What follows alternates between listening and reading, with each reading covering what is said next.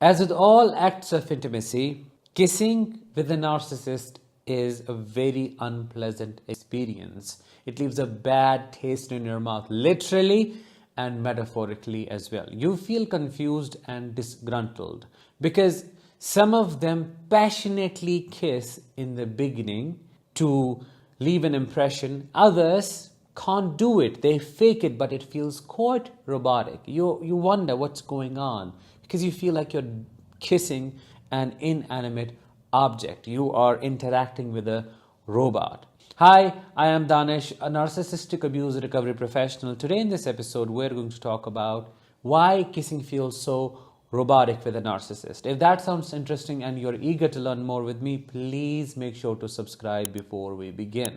Your subscription to the channel helps spread awareness about narcissistic abuse. Before we begin with the main content, let's watch a small funny video clip that I have created using a filter, and let's take it from there. A narcissistic kiss is the most robotic and disgusting thing you can ever experience in your life. Why, you might ask? Well, there is no life to it, there is no love to it. It feels forced, and you feel like it's an act. You're doing it with a doll or some inanimated object that actually is not participating in the act. You feel deprived of actual affection one feels when kissed. You feel you are hitting a brick wall, but you see a human being and you do not understand what's going on. The narcissist is not there. You're literally interacting with a meat suit. There's no one home. That's why your soul connection does not get reciprocated by the narcissist.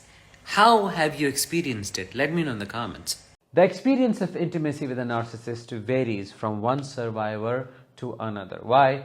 Because it depends on the type of the narcissist you're dealing with. For example, if you're dealing with a somatic narcissist who captures his or her supply through their body and uses sex as a weapon in the relationship, then it's a given it's going to be quite intense because they hypersexualize the relationship. Early on, the sexual connection is very intense and it keeps you going back. Some people say, I have never experienced something as intense as that, which later on becomes the part of their trauma bonding. These somatic narcissists who hypersexualize their relationship are skilled at pushing people's buttons from their past learnings. They know what to do, where to hit to exactly make you feel a certain way so that you fall for their trap. While as those narcissists who do not use sexual intimacy as their main weapon to target you have to fake it, feign it, because they have to make you settle for something so that you ultimately start settling for nothing. When they fake sexual intimacy or when they fake kiss you, you feel it's quite robotic. You feel like the human touch is missing. You don't feel like you are interacting with the soul, with the person. You don't feel that warmth. You feel a pushback because being truly intimate makes a narcissist feel vulnerable to their core. They always need to have the upper hand, the control whenever getting intimate with you. You may have noticed and observed that as well, which is why self-expression is not even a thing when dealing with narcissists. Over time, the lack of sexual intimacy, physical intimacy, the robotic nature of the kisses become a problem, and you bring these problems up. And guess what? The narcissist blames all of that on you. Oh, you are not attractive enough and you have gained weight and you stink and this, that and the other. They find a way to escape accountability. They find a way to escape taking true responsibility for the problem they are the origin of.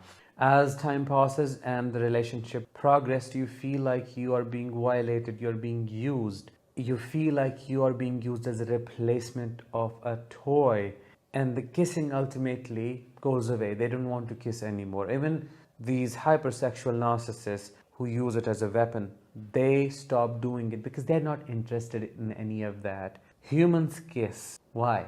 To feel the closeness, to feel the warmth. Narcissists feel disgusted by that. They don't have to feel your warmth. You are an extension by nature and you have to serve that purpose. For you to serve that purpose, you don't have to get a kiss from them, if you know what I mean. You don't have to get those extras. You can just settle for what they are giving you, which is almost nothing.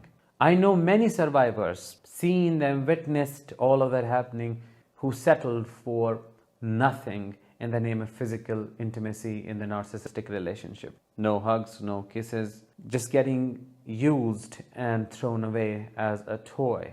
One might wonder, well, why did they stay? They knew what was going on. It is not that simple because of trauma bonding. When trauma bonding happens, brain changes happen, and so do the biochemical changes.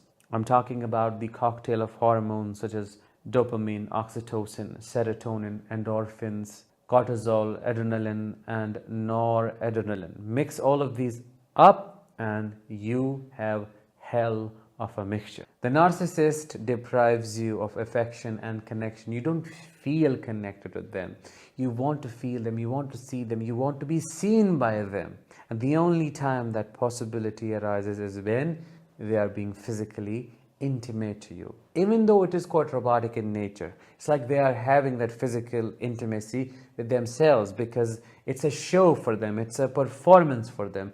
All that matters for a narcissist is the performance. But for you, being a non-narcissist with normal needs of wanting to connect with the person who is being physically intimate with you, you want to be seen. And it's during that cycle, during that time when they are being physically intimate, dopamine, oxytocin, serotonin, endorphins are released, which then makes the trauma bonding worse than ever. The painful thing is they become the source of your destruction, dysregulation of the nervous system, and they also become the source of regulation. It's not that they give you relief, it's by the nature of the cycle of this trauma bonding and relationship, they are the ones you go to for that relief, and you get that momentarily, which makes you justify all their wrongdoings, step into denial, and settle for those small dosages.